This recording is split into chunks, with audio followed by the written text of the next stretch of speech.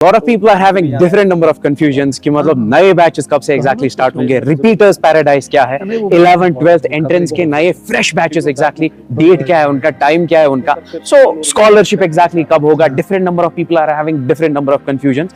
आज इस वीडियो में exactly यही confusions को हम क्लियर करते हैं. फॉर द फर्स्ट टाइम ये हो रहा है. For the first time coaching industry में ये पहली बार हो रहा है जहाँ पे कोई भी कोचिंग सेंटर हो वो ये फैसिलिटी बच्चे को दे रहा है, चॉइस दे रहा है कि आप किस सब्जेक्ट में वीक हो उसी पे हम आपके साथ काम करें. एग्जैक्टली. मगर ये उन बच्चों के लिए रिपीटर्स पैराडाइज, क्योंकि रिपीटर्स में हम दो कोर्सेज ला रहे हैं. एक रिपीटर पैराडाइज है, वो दूसरा नॉर्मल रिपीटर्स बैच है जिसको हम फराज बैच भी कहते हैं. तो रिपीटर्स पैराडाइज में हमने क्या किया, ये उन बच्चों के लिए खाली है जिनका स्कोर नीट में 300 से ऊपर है. हाँ. तो इसमें हमने क्या किया, रिपीटर पैराडाइज में इसमें हमने बच्चों को चॉइस दी. सपोज सब्जेक्ट वाइज जिन बच्चों का स्कोर अब 300 से नीचे, तो जाहिर सी बात है उनको, मुझे लगता है कि तीनों में प्रॉब्लम होगी. हाँ. तो उनके लिए हमने अलग बैच रखा है जहाँ पे तीनों सब्जेक्ट. अच्छा, वो बैच कब से स्टार्ट होगा सर? ये बैच हमने 6 से स्टार्ट करने, 1 बजे उस दिन इनका रिपोर्टिंग था. उसी दिन हम 11th और 12th के जो नॉर्मल बैचेस है वो भी स्टार्ट करने जा रहे हैं. उनका भी 1 बजे रिपोर्टिंग था. Hi guys, lot of people are having different number of confusions कि मतलब नए बैचेस कब से एग्जैक्टली स्टार्ट होंगे, रिपीटर्स पैराडाइज क्या है, 11th 12th एंट्रेंस के नए फ्रेश बैचेस एग्जैक्टली डेट क्या है उनका, टाइम क्या है उनका, सो स्कॉलरशिप एग्जैक्टली कब होगा. Different number of people are having different number of confusion. आज इस वीडियो में एग्जैक्टली यही कंफ्यूजन्स को हम क्लियर करते हैं. सो हमारे पास we have sir over here. क्या हाल चाल सर? दाऊद साहब, क्या हाल चाल? अच्छा सर, एक डाउट था मुझे कि मतलब जो ये रिपीटर्स पैराडाइज है, बहुत सारे लोगों को ना कंफ्यूजन हो गया. हमने ऑलरेडी इस पे वीडियो बनाया था. है क्या एग्जैक्टली ये चीज? देखिए, हमने तो ऑलरेडी वीडियो में सब कुछ डिस्कस करके रखा है. हाँ. तो ये उन बच्चों के लिए रिपीटर्स पैराडाइज, क्योंकि रिपीटर्स में हम दो कोर्सेज ला रहे हैं. एक रिपीटर पैराडाइज है, वो दूसरा नॉर्मल रिपीटर्स बैच है जिसको हम फराज बैच भी कहते हैं. तो रिपीटर्स पैराडाइज में हमने क्या किया, ये उन बच्चों के लिए खाली है जिनका स्कोर नीट में 300 से ऊपर है. हाँ.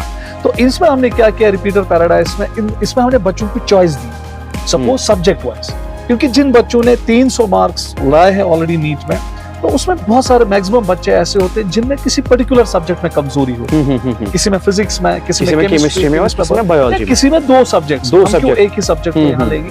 तो इसीलिए जिन बच्चों का स्कोर 300 से ऊपर है उनको हमने एक फैसिलिटी यहाँ पे रखी है, एक चॉइस रखी है उनको. इसलिए तो रिपीटर्स पैराडाइज नाम दिया कि सपोज बच्चा हमारे पास आया 300 स्कोर से ऊपर जा रहा है नीट में, वो अपना मार्क्स कार्ड यहाँ लाएगा. तो उसके बाद हम उसको चॉइस देंगे कि बोलिए जी आपको किस सब्जेक्ट में कमजोरी है. सपोज फिजिक्स में कमजोरी है, केमिस्ट्री में या बायो में, तो अपनी चॉइस का सब्जेक्ट है. अगर कोई एक ही सब्जेक्ट पढ़ना चाहता है, बस एक ही या केमिस्ट्री में वो चाहता है, या 2 सब्जेक्ट, या ऐसे. हाँ, ऐसे हमारे पास बहुत सारे स्टूडेंट्स सर बार आते थे, लेकिन ये फैसिलिटी अवेलेबल नहीं. देखिए, मैंने आपको कहा उस वीडियो में भी हमने कहा कि मुझे लगता है कि फॉर द फर्स्ट टाइम ये हो रहा है. For the first time. हाँ, कोचिंग इंडस्ट्री में ये पहली बार हो रहा है जहाँ पे कोई भी कोचिंग सेंटर हो वो ये फैसिलिटी बच्चे को दे रहा है, चॉइस दे रहा है कि आप किस सब्जेक्ट में वीक हो उसी पे हम आपके साथ काम करें. एग्जैक्टली. मगर एक चीज है इसमें, एक चीज है, बच्चे आमतौर, मुझे क्योंकि 2-4 दिन पहले हमने ये वीडियो अपलोड किया था, तो बहुत सारे बच्चों ने कहा कि सर अगर हम खाली फिजिक्स पढ़ें या खाली केमिस्ट्री या खाली बायो पढ़ेंगे, या 2-3 में से 2 पढ़ेंगे, सर बाकी जो 2 सब्जेक्ट्स हमारे, या एक सब्जेक्ट, वो तो नेगलेक्ट होगा. पर हम उनके लिए भी एक बहुत बड़ी सौगात लेकर आए. वो ये है कि उनको हम, सपोज अगर कोई बायोलॉजी नहीं पढ़ रहा है या केमिस्ट्री नहीं पढ़ रहा है, तो हम उनको टॉपिक्स देंगे. हाँ. कि 15 डेज के बाद आपको केमिस्ट्री में इस टॉपिक में एग्जाम होगा और बायो में इस टॉपिक में एग्जाम. तो उसका एग्जामिनेशन जो है वो तीनों सब्जेक्ट्स का हो. तो दैट मींस कि उसकी जो प्रिपरेशन है वो स्ट्रीमलाइन रहेगी. ऐसा नहीं है कि हम खाली एग्जामिनेशन पॉइंट ऑफ व्यू से हम उसपे तीनों सब्जेक्ट्स पे फोकस करें. ठीक. और class work point of view से हम खाली उस सब्जेक्ट पे उसको फोकस करेंगे जो उसकी चॉइस हो. एग्जैक्टली. उसके बाद एक और है यावर साहब, इसमें दूसरा हमने कोर्स भी लाया जिन बच्चों का स्कोर अब 300 से नीचे, तो जाहिर सी बात है उनको, मुझे लगता है कि तीनों में प्रॉब्लम होगी. हाँ. तो उनके लिए हमने अलग बैच रखा है जहाँ पे तीनों सब्जेक्ट. अच्छा, वो बैच कब से स्टार्ट होगा सर? ये बैच हमने 6 से स्टार्ट करने, 1 बजे उस दिन इनका रिपोर्टिंग था. 1 बजे. तो 1 बजे. अच्छा, 11th और 12th के कुछ नए बैचेस? उसी दिन हम 11th और 12th के जो नॉर्मल बैचेस है वो भी स्टार्ट करने जा रहे हैं. उनका भी 1 बजे रिपोर्टिंग था. सो 6 को आपका एग्जैक्टली रिपोर्टिंग टाइम है. आप सारे के सारे बैचेस स्टार्ट होंगे.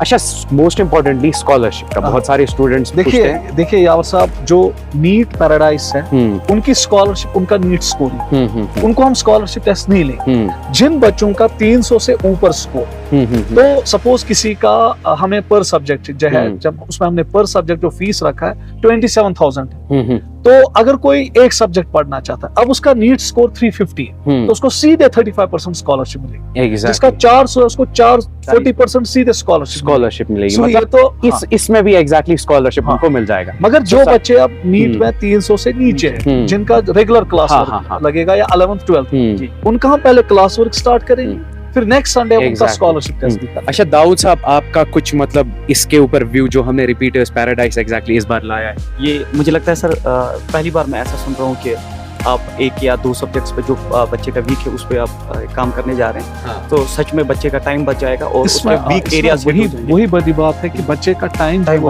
बचेगा। हाँ। प्लस मैं कहता हूँ कि उसका जो इकोनॉमिकल बर्डन है वो भी बहुत कम हो जाएगा। और इससे एक और बड़ी एडवांटेज है कि बहुत सारे बच्चे आते हैं यहाँ पे हॉस्टल, फिर उनको ज्वाइन करना पड़ता है, तो ऐसे बच्चे घर से भी आ सकते हैं, एक सब्जेक्ट पढ़ा क्योंकि टाइम बच गया उनका, क्योंकि इनके पास टाइम ही टाइम। अच्छा, most importantly let me just tell you, सारी की सारी डिटेल्स हमने इससे पहले वाले वीडियो में डिटेल में बताया है, तो लिंक नीचे डिस्क्रिप्शन में होगा, आप वहां से चेक कर सकते हो किसको कितना स्कॉलरशिप मिलेगा, रिपोर्टिंग टाइम कब है, डेट कब है, वैसे हमने इसमें भी बोला। सो दिस वाज, देखिए बेटा, ये मैं बच्चों को बोलूंगा कि मुझे लगता है कि ये एक बहुत ही बड़ी चीज है जो स्काई क्लासेस ने बच्चों के लिए लाई।